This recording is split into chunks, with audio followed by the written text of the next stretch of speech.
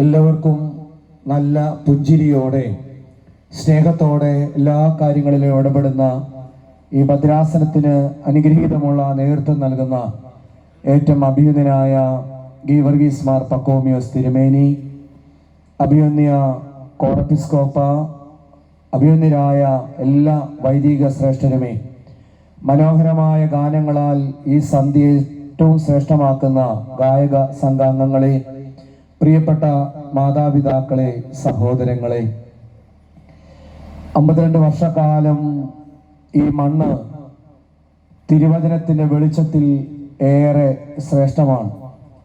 ഇവിടുത്തെ മൺതരികൾ പോലും ദൈവവചനത്തിൻ്റെയും അനേകരുടെ കണ്ണുനീരിൻ്റെയും അനേകരുടെ ജീവിതത്തിൻ്റെയും കഥ പറയുവാൻ തക്കവണ്ണം ഇടയായിത്തീരും. ഈ പരിശുദ്ധ മണ്ണിൽ, ഈ പരിശുദ്ധ വചനകൂടാരത്തിൽ ഒരുമിച്ചായിരിക്കാൻ തക്കവണ്ണം ലഭിച്ച കൃപകൾക്കായി ദൈവത്തെ സ്തുതിക്കുന്നു. നമ്മുടെ കൺവെൻഷനുകളൊന്നും വലിയ കൺവിക്ഷൻ ഇല്ലാതെ പോകുന്ന കാലഘട്ടത്തിലാണ് നമ്മൾ ജീവിക്കുന്നത്. എന്തിനു വേണ്ടിയാണ് വചന ശുശ്രൂഷ ക്രമീകരിച്ചിരിക്കുന്നതെന്ന് ചോദിച്ചാൽ, പൗലോസ് ശ്ലീഹായുടെ ലേഖനത്തിൽ ഓർമ്മിപ്പിക്കുന്ന പ്രകാരം എല്ലാ ശുശ്രൂഷകളും ആത്മീക വർധനവിന് കാരണമായി തീരണം. നമ്മുടെ ആത്മീകമായ വർധനവിനെ പരിപോഷിപ്പിക്കുന്നതാണ് എല്ലാ ശുശ്രൂഷകളും. നമ്മുടെ ആചാര അനുഷ്ഠാനങ്ങൾ മുഴുവൻ മറ്റുള്ളവരിലേക്ക് കരുണയിറക്കുന്ന അനുഭവമാണ്. പക്ഷേ ഈ കാലഘട്ടത്തിന്റെ അക്ഷന്ത്യമായ അപരാധം നമ്മുടെ ആചാര അനുഷ്ഠാനങ്ങൾ നിർവഹിക്കുമ്പോൾ കരുണ ചോർന്നു പോകുന്നു എന്നുള്ളതാണ്. നമ്മൾ ഓർക്കേണ്ടത്, ഒരു കൺവെൻഷനും ഒരു പെരുന്നാളും ഒക്കെ കഴിയുമ്പം എത്രമാത്രം ഈശ്വരാവബോധമാണ് നമ്മളിൽ അവശേഷിക്കുക. ഏറ്റവും പ്രധാനപ്പെട്ട കാര്യം അതാണ്. ഒരു കൺവെൻഷൻ കഴിയുമ്പം പള്ളികൾ തമ്മിലോ വീട്ടുകാർ തമ്മിലോ കുടുംബക്കാർ തമ്മിലോ ഉള്ള അകൽച്ചയ്ക്കാണോ, അതോ ഒരു കൺവെൻഷൻ കഴിയുമ്പം എത്രമാത്രം ഈശ്വരാവബോധം ആണ് നമ്മളിൽ അവശേഷിക്കുക? 2025 കൺവെൻഷൻ പൂർത്തീകരിച്ച് 8-10 ദിവസത്തെ കൺവെൻഷൻ പൂർത്തീകരിച്ച് മടങ്ങുമ്പം, കൺവെൻഷൻ കേൾക്കാൻ വന്ന ദിവസം മുതൽ കേട്ടവസാനിപ്പിച്ച ദിവസം കഴിയുമ്പം എത്രമാത്രം ഈശ്വരാവബോധം നമ്മളിൽ അവശേഷിക്കുന്നു എന്നുള്ളതാണ് ഒരു കൺവെൻഷന്റെ ഏറ്റവും പ്രധാനപ്പെട്ട അനുഗ്രഹം. അതുകൊണ്ട് കുറെ കൂടി ദൈവാവബോധവും അല്ലെങ്കിൽ ഈശ്വരാവബോധം നമ്മളിൽ വർദ്ധിക്കുവാൻ തക്കവണ്ണം നമ്മുടെ ഈ ശുശ്രൂഷകൾക്കൊക്കെ കാരണമായി തീരട്ടെ. നമ്മുടെ ഈ വേദപുസ്തകത്തിൽ 66 പുസ്തകങ്ങളുണ്ട്, അല്ലെ? ഈ പുസ്തകങ്ങൾക്കുപരിയായി അപ്പോക്രീഫ പുസ്തകമുണ്ട്. അതിൽ സെമിനാരിയിൽ വെച്ച് ഞങ്ങൾക്കെല്ലാം കണിയാന്തരയിൽ കോർപ്പിസ്കോപ്പായുടെ ഒരു ചെറിയ ഇതര കാനോനിക കൃതികൾ എന്ന് പറഞ്ഞ പുസ്തകം എല്ലാവർക്കും ഉണ്ടായിരുന്നു. ഞാൻ എൻ്റെ പള്ളിയിലൊക്കെ എപ്പോഴും പറയും, നിങ്ങൾ മോട്ടിവേഷൻ സ്പീക്കറിൻ്റെ അടുത്തൊന്നും കൗൺസിലിങ്ങിനായിട്ടൊന്നും ആളുകളുടെ അടുത്തേക്ക് നമ്മുടെ കുഞ്ഞുങ്ങളെ ഒന്നും അയക്കേണ്ട. പ്രഭാഷകന്റെ പുസ്തകം, മഹാജ്ഞാനം, ഈ പുസ്തകങ്ങളൊക്കെ അല്പം നമ്മുടെ കുഞ്ഞുങ്ങൾക്കൊന്ന് കൊടുത്ത് ഒരു ദിവസം 5 വാക്യം വെച്ച് വായിച്ചാൽ തന്നെ നമ്മുടെ ജീവിതം, നമ്മുടെ കുഞ്ഞുങ്ങളുടെ ജീവിതം ഏറ്റവും അർത്ഥവത്തായി തീരും. മഹാജ്ഞാനത്തിന്റെ പുസ്തകത്തിൽ 25-ാം അധ്യായത്തില് ഇപ്രകാരമാണ് പറയുന്നത്: മനുഷ്യന്റെ മുമ്പാകെ ദൈവം മനുഷ്യനിൽ പ്രീതിപ്പെടുന്ന 3 കാര്യങ്ങളെ കുറിച്ച് അവിടെ പറയുന്നു. ദൈവം മനുഷ്യനിൽ പ്രീതിപ്പെടുന്ന 3 കാര്യങ്ങൾ. ഇത് സാധാരണപ്പെട്ട കാര്യങ്ങളാണ്. ഒന്ന്, ഭാര്യയും ഭർത്താവും തമ്മിലുള്ള സ്നേഹം. ഒരുപക്ഷെ നമ്മൾ വചന ശുശ്രൂഷയൊക്കെ നിർവഹിക്കുമ്പോൾ നമ്മുടെ ചിന്ത ദൈവം ഒരിടത്തും നമ്മൾ മറ്റൊരിടത്തുമാണെന്നാണ് നമ്മുടെ പൊതുവെ ഒരു ചിന്ത. പക്ഷെ തിരുവചനത്തിൻ്റെയും ദൈവികമായ മർമ്മം എന്താണെന്ന് ചോദിച്ചാൽ, ശരിയാകാത്ത മനുഷ്യബന്ധങ്ങൾ ശരിയാകാത്ത ദൈവബന്ധത്തിന്റെ അടയാളങ്ങളാണ്. മനുഷ്യനോടുള്ള ബന്ധം ശരിയാണെങ്കിൽ ആരോടുള്ള ബന്ധം ശരിയാണ്? ആരോടാ? ദൈവത്തോടുള്ള ബന്ധം ശരിയാണ്. പക്ഷെ ഇത് നമ്മള് വലിയ രീതിയിൽ പുകഴ്ച പറയും. എനിക്ക് ദൈവത്തോട്, ഞാൻ പള്ളിയിൽ പോകുന്നു, പ്രാർത്ഥിക്കുന്നു, നൊയമ്പ് നോക്കുന്നൊക്കെ പറയുമ്പോൾ നമുക്ക് ദൈവത്തോടുള്ള ബന്ധം നമുക്കുണ്ട്. പക്ഷേ മനുഷ്യരോടുള്ള ബന്ധം നമുക്കിന്ന് പൊതുവേ കുറവാണ്, അല്ലെ? അതുകൊണ്ടാണ് മഹാജ്ഞാനത്തിൽ പറയുകയാണ്, ഭാര്യയും ഭർത്താവും തമ്മിലുള്ള സ്നേഹത്തിലാണ് ഞാൻ ഒന്നാമതായി പ്രീതിപ്പെടുന്നത്. ഒന്ന് നോക്കിയാൽ ഒരു 50-60% അത്യാവശ്യം വലിയ കുഴപ്പമില്ലാതെ പോകുന്ന ഒരു സംവിധാനമാണ് നമ്മുടെ കുടുംബജീവിതം, ഒരു 50-60%. പക്ഷെ വലിയ വീടൊക്കെ ഉണ്ടെന്നേ ഉള്ളൂ, അല്ലേ? വലിയ വീടുണ്ട്, ഏഷ്യൻ അപ്പാക്സിന്റെ പെയിന്റ് ഒക്കെ അടിച്ചിട്ടുണ്ട്, വാലിമുറിഞ്ഞ പട്ടിയുണ്ട്, CCTV ഉണ്ട്, എല്ലാ സൗകര്യങ്ങളും നമ്മുടെ വീട്ടിലുണ്ട്. രണ്ട് ആക്റ്റീവ ഉണ്ട്, കാറുണ്ട്, 2 ഫോണും 4 സിമ്മും ഒക്കെ ഞാൻ ഉൾപ്പെടെ എല്ലാവർക്കും ഉണ്ട്. പക്ഷെ നമ്മുടെ വീടിനുള്ളിൽ പുറമേ വലിയ പച്ചിപ്പൊക്കെ കാണുമെങ്കിലും ഉള്ളിൽ മരുഭൂമികളാണ് സൂക്ഷിക്കപ്പെടുക. അനേകം ദാമ്പത്യ ബന്ധങ്ങൾ തകർച്ചയുടെ വക്കിലാണ്. ഒരു കൂരയ്ക്കുള്ളിൽ താമസിക്കുമ്പോഴും 2 ധ്രുവങ്ങളിലായി, 2 മുറികളിലായി, 2 അനുഭവങ്ങളിലായി ജീവിക്കുന്ന ദാമ്പത്യ ബന്ധങ്ങൾ ഏറി വരികയാണ്. പക്ഷെ തിരുവചനത്തിന്റെ ഒക്കെ മർമ്മം, എല്ലാത്തിന്റെ അടിസ്ഥാനം ദേവാലയമല്ല. എല്ലാ ജീവിതത്തിന്റെ, ആത്മീയ ജീവിതത്തിന്റെ മുഴുവൻ അടിസ്ഥാനം എവിടാന്നറിയാമോ? നമ്മുടെ ഭവനമാണ്. ഭവനത്തിലാണ് ആത്മീയതയുടെ തുടക്കം. ഇന്ന് പക്ഷേ പള്ളിയിലുണ്ട്, സൺഡേ സ്കൂളിലുണ്ട്, വർത്തമാനത്തിലുണ്ട്, MGSSലുണ്ട്, യൂത്തിലുണ്ട്, ബാലസമാജത്തിലുണ്ട്, കൊയറിലുണ്ട്, എല്ലാത്തിലുമുണ്ട്. പക്ഷെ വീട്ടിൽ ഒരു അനുഭവവും ഇല്ലാത്ത ആളുകളുടെ എണ്ണം വർദ്ധിച്ചു വരികയാണ്. മാതാപിതാക്കളെ കരുതുന്നവരുടെ എണ്ണം കുറയുകയാണ്. മാതാപിതാക്കളോട് സഹോദരമുള്ള സ്നേഹം കുറഞ്ഞു വരുന്ന കാലഘട്ടമാണ്. അതുകൊണ്ടാണ് ഈ 1 മാസം മുമ്പ് ഞങ്ങളുടെ അടുത്ത് മാവേലിക്കര ഹരിപ്പാടിന്റെ അപ്പുറത്ത് മക്കള് വെളിയിലോട്ട് പോകുന്നേരം അമ്മയെ വെളിയിലിറക്കി പൂട്ടിയേച്ചു പോയി, വീട് പൂട്ടിയേച്ചു പോയി. അമ്മയ്ക്ക് തീരെ ആവതില്ലാത്ത അമ്മയാണ്.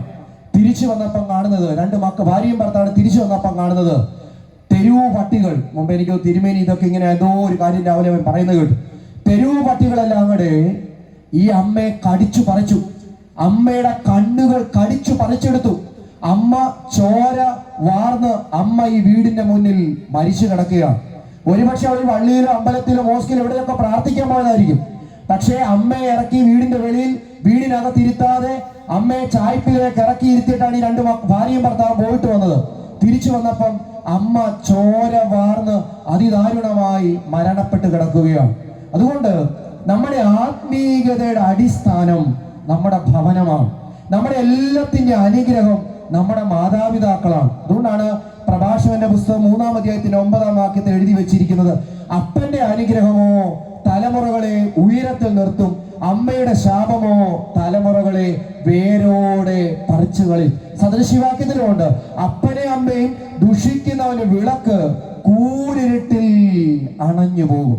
അതുകൊണ്ട് നമ്മള് കുറെ സ്പിരിച്വലാന്ന് പറയുന്നതല്ല, മറിച്ച് ഞാൻ പറയും, നിങ്ങൾ കുറച്ച് പ്രാർത്ഥിച്ചാൽ മതി. കൂടുതലൊന്നും പ്രാർത്ഥിച്ചില്ലെങ്കിലും മാതാപിതാക്കളോട്, ഭാര്യ ഭർത്തൃ ബന്ധങ്ങളിൽ, സഹോദര ബന്ധങ്ങളിൽ, അയൽപ്പക്ക ബന്ധങ്ങളിലുള്ള ഊഷ്മളതയാണ് ദൈവ സ്നേഹത്തിന്റെ അടയാളമെന്ന് തിരുവചനം ഓർമ്മിപ്പിക്കുന്നു. ഒന്ന്, ഭാര്യയും ഭർത്താവും തമ്മിലുള്ള സ്നേഹം. രണ്ടാമത് പറയുകയാണ് സഹോദരങ്ങൾ തമ്മിലുള്ള ഐക്യം. സഹോദരങ്ങൾ തമ്മിലുള്ള ഐക്യം. ഇന്ന് നമ്മുടെ കുടുംബങ്ങളിൽ, പ്രത്യേകിച്ച് ക്രൈസ്തവ കുടുംബങ്ങളിൽ നഷ്ടപ്പെട്ടു പോയത് സാഹോദര്യത്തിന്റെ പൂർണ്ണതയാണ്, അല്ലെ? അത് ഓർമ്മിപ്പിക്കാനാവും. ഒരുപക്ഷെ രാവിലെ നമസ്കാരത്തിന് വന്നാൽ ഇവിടെ കേൾക്കാം 133 സങ്കീർത്തനം. എന്തുവാ? ഇതാ സഹോദരന്മാർ ഒരുമിച്ച് വസിക്കുന്ന എത്ര ശുഭവും എത്ര മനോഹരവുമാകുന്നു. അതോ ഇതാ സഹോദരന്മാർ 12 അടി പൊക്കത്തിൽ മതിൽ കെട്ടി CCTV വെച്ചിട്ട് അയലത്ത് എന്തോ നടക്കുന്നെന്ന് ഫോണിൽ കൂടെ അറിയുന്നത് മനോഹരമാണെന്ന് എഴുതി വെച്ചത് അല്ല. ഇതാ സഹോദരന്മാർ ഒരുമിച്ച് വസിക്കുന്നത് എത്ര ശുഭവും എത്ര മനോഹരമാവും. അവസാന 5-ാം വാക്യം, അവിടെയാണ് യഹോവയാം ദൈവം അനുഗ്രഹത്തെയും ജീവനെയും കൽപ്പിച്ചിരിക്കുന്നത്. അവിടെയാണ് യഹോവയാം ദൈവം അനുഗ്രഹത്തെയും ജീവനെയും കൽപ്പിച്ചിരിക്കുന്നത്. ദൈവ മുമ്പിൽ ഏറ്റവും ശ്രേഷ്ഠമായ 2-ാമത്തെ കാര്യമാണ് സഹോദരങ്ങൾ തമ്മിലുള്ള ഐക്യം. 3 അവിടെ പറയുകയാണ് അയൽപ്പക്കക്കാർ തമ്മിലുള്ള സഹവാസം. അയൽപ്പക്കക്കാർ തമ്മിലുള്ള സഹവാസം. നമ്മൾ ഓർത്ത് നോക്കിയാൽ നമുക്ക് ഇന്ന് അയൽപ്പക്കത്ത് ഒരാൾ മരിച്ചത് അറിയണമെങ്കിൽ നമ്മുടെ ദുബൈയിലോ അമേരിക്കയിലോ കാനഡയിലോ ഉള്ള മക്കള് വിളിച്ചു പറയുമ്പോഴാണ് തൊട്ടയൽപ്പക്കത്ത് ഒരാള് മരിച്ചു നോക്കി. ഇവിടെ എങ്ങനെയാണെന്ന് അറിഞ്ഞൂടെ, നാട്ടിലെ കാര്യം പറയുന്നത്. അയൽപ്പക്കക്കാർക്കൊണ്ട് എന്തൊരു പ്രതിസന്ധി ഉണ്ടെങ്കിൽ അറിയുന്നത് മക്കള് വിളിച്ചു പറയുമ്പോഴാണ്. അതുകൊണ്ട് ഈ തിരുവചനം ഓർമ്മിപ്പിക്കുന്ന ഇതാണ്, ദൈവം മുമ്പാകെ മനുഷ്യനിൽ പ്രീതിപ്പെടുന്ന 3 കാര്യങ്ങളാണ്. 1, ഭാര്യയും ഭർത്താവും തമ്മിലുള്ള സ്നേഹം. 2, സഹോദരങ്ങൾ തമ്മിലുള്ള ഐക്യം. 3, അയൽപ്പക്കക്കാർ തമ്മിലുള്ള സഹവാസം. ഈ 3 കാര്യങ്ങളൊന്ന് പൂർത്തീകരിച്ചാൽ എന്നിട്ട് പ്രാർത്ഥിക്കുമ്പോഴാണ് യെശയ്യാവ് പറഞ്ഞത്, നീ കൈ മലർത്തുമ്പം നിന്റെ പ്രാർത്ഥനയ്ക്ക് എന്റെ കണ്ണ് തുറന്നിരിക്കും. അതുകൊണ്ട് വചന ശുശ്രൂഷയെ വന്ന് ഡയറിയും കൊണ്ട് വന്ന് എഴുതിക്കൊണ്ട് പോകുന്നതല്ല, കേട്ടിരുന്ന് അല്പം ചിരിച്ചോ കരഞ്ഞോ വികാരപരമായി എഴുന്നേറ്റ് പോകുന്നതല്ല.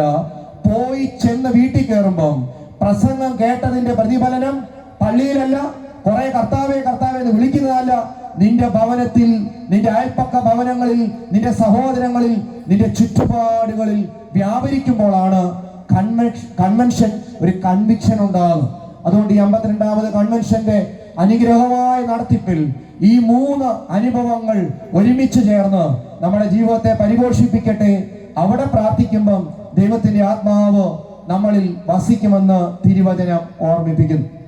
അല്പസമയം ഒരുമിച്ച് ചിന്തിക്കുന്നത് ആദ്യ പുസ്തകം, ഉൽപ്പത്തിയുടെ പുസ്തകം 5-ാം അധ്യായത്തിന്റെ 29-ാമത്തെ വാക്യമാണ്. ഉൽപ്പത്തി പുസ്തകം 5:29. ഇങ്ങനെയാണ്. ഞാൻ രാവിലെയും പറഞ്ഞായിരുന്നേ, അടച്ചു വെച്ചല്ലേ, ഒന്നാമത് വ്യക്തം കുറവാന്ന് തോന്നുന്നു, കണ്ണൊന്നും കാണി. ഉൽപ്പത്തി പറഞ്ഞാൽ തുപ്പല് തൂത്തേച്ച് അപ്പോസ്തല പ്രവൃത്തി ഇങ്ങനെ തപ്പി തിരിച്ചു വരുമ്പം ഞാൻ പ്രസംഗം കഴിഞ്ഞ് വെളുപ്പിനെ കറ്റാണത്തിയില്ല. ഓർത്തഡോക്സിന്റെ പ്രധാന സ്വഭാവം അടച്ചു വെച്ച്. ഞാൻ വായിച്ചോളാം, ഒറ്റ വാക്യമുള്ളൂ. ഉൽപ്പത്തി 5:29. യഹോവ ശപിച്ച ഭൂമിയിൽ നമ്മുടെ പ്രവൃത്തിയിലും നമ്മുടെ കൈകളുടെ പ്രയത്നത്തിലും ഇവൻ നമ്മെ ആശ്വസിപ്പിക്കുമെന്ന് പറഞ്ഞ് അവന് നോഹ എന്ന് പേരിട്ടു. യഹോവ ശപിച്ച ഭൂമിയിൽ നമ്മുടെ പ്രവൃത്തിയിലും നമ്മുടെ കൈകളുടെ പ്രയത്നത്തിലും ഇവൻ നമ്മെ ആശ്വസിപ്പിക്കുമെന്ന് പറഞ്ഞവന് നോഹ എന്ന് പേരിട്ടു. 6:8. എന്നാൽ നോഹയ്ക്ക് യഹോവയുടെ കൃപ ലഭിച്ചു. താഴ്ത്തിയ തലയല്ല ഇങ്ങോട്ട് ഉയർത്തിക്ക്. യഹോവ ശപിച്ച ഭൂമിയിൽ നമ്മുടെ പ്രവൃത്തിയിലും നമ്മുടെ കൈകളുടെ പ്രയത്നത്തിലും ഇവൻ നമ്മെ ആശ്വസിപ്പിക്കുമെന്ന് പറഞ്ഞവന് എന്ത് പേരിട്ടു? നോഹ എന്ന് പേരിട്ടു. എന്നാൽ നോഹയ്ക്ക് യഹോവയുടെ കൃപ ലഭിച്ചു. ഉൽപ്പത്തി 5-ാം അധ്യായം വായിച്ചത്. ഉൽപ്പത്തി പുസ്തകം 1-ാം അധ്യായം തുടങ്ങുമ്പോൾ ദൈവമെല്ലാം സൃഷ്ടിച്ചിട്ട് എന്തുവാ പറഞ്ഞേ? ദൈവം സൃഷ്ടിച്ചിട്ട് എന്താ പറഞ്ഞേ? എല്ലാം നല്ലത് നല്ലത് നല്ലത്. കിടക്കാൻ പോകുന്ന ഏറ്റവും അവസാനം താത്ത് വെക്കുന്ന സാധനം എന്തുവാ? Mobile phone. എൻ്റെ കാര്യം എല്ലാത്തിലും 1-ാം പ്രതി ഞാൻ കഴിഞ്ഞേ ഉള്ളൂ. നിങ്ങൾ രാവിലെ 5:30 കണ്ണു ഉറക്കപ്പം ഏറ്റവും ആദ്യം കയറി പിടിക്കുന്ന എന്തുവാ? മൊബൈലാണ്. വൈഫില്ലേലും വൈഫൈ ഉണ്ട് എല്ലാ വീട്ടിലും. 499, 500 പല പാക്കേജാണ്. ഇത് ഓണാക്കുമ്പം സഭയെ ബലപ്പെടുത്തുന്ന കുറേ ഗ്രൂപ്പുകളുണ്ട് അല്ലേ? കാതോലിക്ക സിംഹാസനം ലൈവൊക്കെ എടുക്കുന്നത് പ്രശ്നമാണ്, എന്തായാലും സാരമില്ല. കാതോലിക്ക സിംഹാസനം അല്ലേ, മലങ്കര ശബ്ദം, അത് പ്രധാനപ്പെട്ട ഒരു ഗ്രൂപ്പാണ്. ശബ്ദം, പേരാളി, പോരാളി, കൊലയാളി, കുറേ വാട്സപ്പ് ഗ്രൂപ്പുണ്ട്. ഈ രാവിലെ ഈ വൈഫൈ ഓണാക്കുമ്പം ആദ്യം വരുന്നത് കാതോലിക്ക തെക്കോട്ട് തിരിഞ്ഞു, പക്കോബി സിനിമേനി വടക്കോട്ട് പോയി, ഫിജിയച്ചൻ അങ്ങോട്ട് തിരിഞ്ഞു നിന്നു. കട്ടച്ചിറയിൽ എന്തായി? പുളിന്താനത്ത് എന്തായി? കോതമംഗലത്ത് എന്തായി? കട്ടച്ചിറ എവിടെ, പുളിന്താനം എവിടെ, കോതമംഗലം എവിടെ എന്ന് തിരിച്ചറിയാൻ വയ്യാത്തവര് ഗൾഫിലെ ജോലിയെല്ലാം കഴിഞ്ഞേച്ച് രാത്രിയിൽ ഇതങ്ങ് എഴുത്ത. സത്യം പറഞ്ഞാൽ ആധാരം എഴുത്തുകാർക്ക് ഒരു പഞ്ഞമില്ലാത്ത സഭയായത്. ഞാൻ നാളെ തമാശ രൂപേണ പഴയ ബാബാതിരുമേട് പറഞ്ഞു, തിരുമേനി നമ്മളൊരു ഭൂത്തോമ മാറ്റണം, സഭയുടെ ഭിത്തിയെ ബലവത്താക്കുക, ശിലമേൽ നിർത്തിയെന്ന് മാറ്റിയിട്ട് സഭയുടെ ഭിത്തിയെ ബലവത്താക്കുക വാട്സപ്പിൽ നിർത്തി. ഇപ്പൊ ഈ സഭയുടെ ഭിത്തി നിൽക്കുന്ന എവിടെന്നറിയാമോ? നമ്മുടെ എല്ലാവരുടെയും വാട്സപ്പിലാണ്. അപ്പൊ ഇത് രാവിലെ അങ്ങോട്ട് എടുത്തിട്ട് പറയും കാതോലിക്ക ശരിയല്ല, പോപ്പ് ശരിയല്ല, പാത്രീസ് ഗുണമല്ല, മെത്രാന്മാർ ശരിയല്ല, അച്ഛൻ ശരിയല്ല, പള്ളി ശരിയല്ല, ആരും ശരിയല്ല. എന്നിട്ട് പറയും പിന്നെ ശരിയുള്ള ആരേ ഉള്ളൂ, ഈ വൈഫൈ തട്ടി ഉണർത്തിയ ഞാൻ മാത്രമേ ഉള്ളൂ ശരിയുള്ളത്. പക്ഷെ 2025 പുതിയ വർഷം പ്രവേശിക്കുമ്പോൾ ഒത്തിരി കിടന്ന് പ്രാർത്ഥിക്കും തുള്ളൊന്നും വേണ്ട. ഒറ്റ കാര്യം, യഹോവയാം ദൈവമെല്ലാം സൃഷ്ടിച്ചിട്ട് പറഞ്ഞ ഒരു കാര്യമുണ്ട്, എല്ലാം നല്ലതെന്ന് കണ്ടു. അതുകൊണ്ട് എന്തു വന്നാലും എല്ലാം നല്ലതെന്ന് പറയുന്ന കണ്ണിൽ കാണുവാനിടയായാൽ നമ്മുടെ ജീവിതം അനുഗ്രഹമാണ്. ദൈവമെല്ലാം സൃഷ്ടിച്ചിട്ട് പറഞ്ഞത് എല്ലാം നല്ലതെന്ന് കണ്ടു, എല്ലാം നല്ലതെന്നാണ് കണ്ടത്. ഈ നല്ലതെന്ന് കണ്ട ഭൂമിയാണ് പെട്ടെന്ന് ഏത് ഭൂമിയായി രൂപാന്തരപ്പെട്ടത്? ഏത് ഭൂമിയാ? ലാമേക്ക പറയുന്നത് മോനുണ്ടാകുമ്പം ഇത് യഹോവ ശപിച്ച ഭൂമിയാണ്, ഇത് യഹോവ ശപിച്ച ഭൂമിയാണ്. എല്ലാം നല്ലതെന്ന് കണ്ട് എല്ലാത്തിനെ അനുഗ്രഹിച്ച് ദൈവം അനുഗ്രഹിച്ച ഭൂമി. 1-ാം അധ്യായത്തിൽ വായിച്ചിട്ട് ഇങ്ങോട്ട് വായിച്ചു വരുമ്പോ മനുഷ്യനെ സൃഷ്ടിച്ചൊക്കെ വരുമ്പോ 5-ാം അധ്യായം വരുമ്പോ പറയാണ് ഇത് യഹോവ ശപിച്ച ഭൂമിയാണ്. 6-7 അധ്യായത്തിൽ എങ്ങനെയാണ് ഈ ഭൂമി ശപിക്കപ്പെട്ട 5-8 കാര്യമുണ്ട്. അതിന്റെ 4 കാര്യം പറഞ്ഞ് അവസാനിപ്പിക്കാം. ഒന്ന്, ആ ഭൂമി ശപിക്കപ്പെടേണ്ട ഒന്നാമത്തെ കാലം, ആ കാലത്തിന്റെ പ്രത്യേകത ധാർമ്മികമായി അധപ്പതനം സംഭവിച്ച ഒരു കാലമായി. ധാർമ്മിക അധപ്പതനം സംഭവിച്ച കാലം. അത് നോഹയുടെ കാലം മാത്രമല്ല, നമ്മുടെ ഈ കാലവും ധാർമ്മികമായി അധപ്പതനം സംഭവിച്ച കാലമാണ്. അല്ലെ, ഒരിടത്തും ഒരു ധാർമ്മികതയില്ല.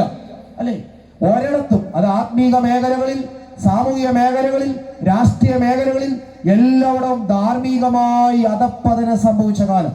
അതുകൊണ്ടാണ് വേദോസ്തത്തിലൊരു വാക്യമുണ്ട്, ലജ്ജയായതെല്ലാം അവർക്ക് മാനമായി തോന്നുന്ന കാലം. അല്ലെ, പണ്ട് നമുക്ക് ലജ്ജയായതല്ല ഇപ്പൊ എന്തുവാ, നമുക്ക് മാനമായി തോന്നുന്ന കാലമാണ്. ശാസ്ത്ര സാങ്കേതിക വിദ്യ ഒക്കെ വളർന്നിട്ടുണ്ട്, എല്ലാ മേഖലകളിലും ഉന്നതമായ വളർച്ചയുണ്ട്. പക്ഷേ ഈ അടുത്ത സമയത്ത് നിങ്ങൾ വായിച്ചു കാണും, കുവൈറ്റിൽ ഉള്ളിടത്ത് ഭാര്യയും ഭർത്താവും നമ്മളെ ബന്ധമാണ്. കിടപ്പറ രംഗം ഭാര്യ ഭർത്താവ് അറിയാതെ അത് ചിത്രീകരിച്ച് കൂട്ടുകാരന് അയച്ചു കൊടുത്തു. ഒരിടത്തും ധാർമ്മികതയില്ല. ധാർമ്മികമായി അധപ്പതിച്ചു പോയ കാലം ആരുടെ കാലമാ? നോഹയുടെ കാലം. 2025 ജനുവരി ഈ ദിവസവും ഇതേ കാലത്തിൽ കൂടിയാണ് കടന്നു പോകുന്നത്. രണ്ടാമതായിട്ട് ആ കാലം ശപിക്കപ്പെടാനുണ്ടായ കാരണം അവിടെ പറയുകയാണ്, മനുഷ്യന്റെ നിരൂപണം